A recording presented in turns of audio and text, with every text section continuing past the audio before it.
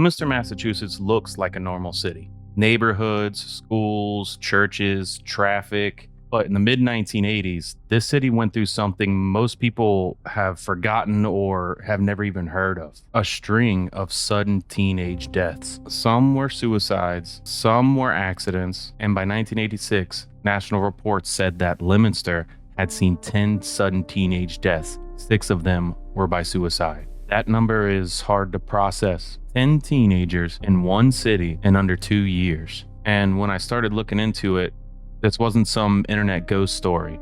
These kids were real. The families were real. The community is real. And the more you learn about it, the more unsettling it gets.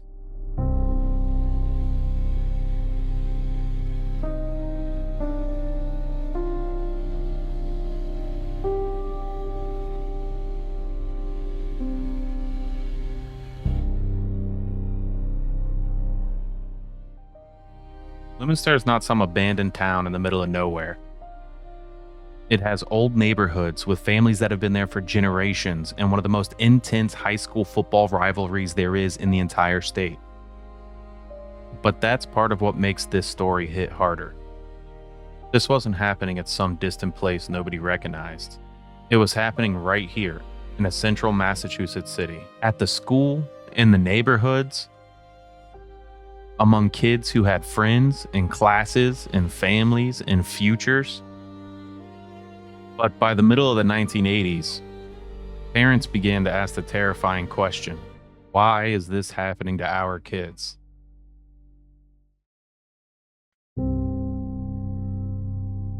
One later article, published years after the fact, says the suicides began in April of 1984.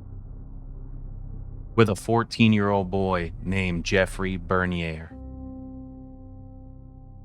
Although this did happen, I found that name connected to a secondary source about Leominster, but I cannot independently confirm this myself. That uncertainty is part of the story too, because when you're looking back on it 40 years later, some parts remain clear and some parts begin to fade. But what remains is the outline of something terrible. A city where, in 1984, teenagers just unexplainably and suddenly started dying.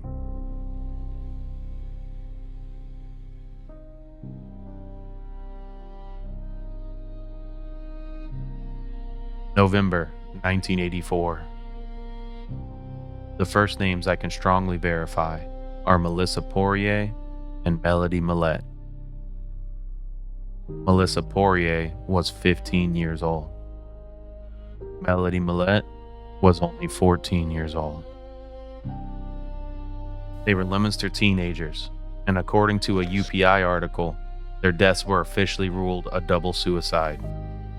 Another UPI article about their funeral reports that their classmates were shocked, saying that they were nice and popular kids. That detail matters.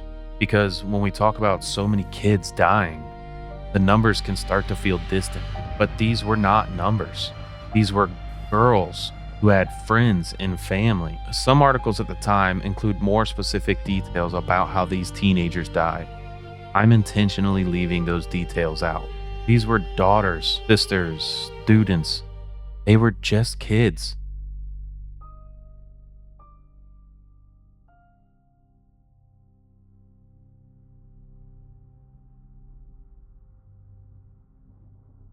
That's only 3 of the 10 kids that died in a 2-year span. When a kid dies, the whole community grieves. When it keeps happening, the whole city starts to worry. By March of 1986, the story had reached national news. Think about what that must have felt like if you were a student there. Every time something happened, you'd wonder who was next. Every absence would feel heavier. Every teacher would be trying to say the right thing, even though nobody actually knew what the right thing to say was. It's hard to find closure for why we lose the people we love. In this case, it was even harder. Not because there was a monster to blame, but because there wasn't one.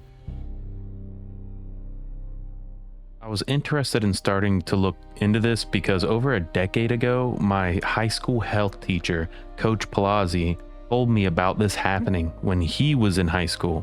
For some reason, it just has stuck with me all these years. It is sad, it is uncomfortable, and worst of all, it's real. There are no jump scares here. There are no monsters in the woods, no haunted house, just old articles and names of children and missing names of children. And a city that went through a period of grief that most people don't even know about.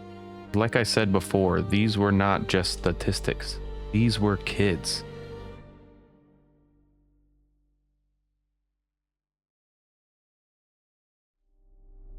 If you're from the area and you know of this or have any experience with this, please leave a comment and try to fill in some of the blanks for us.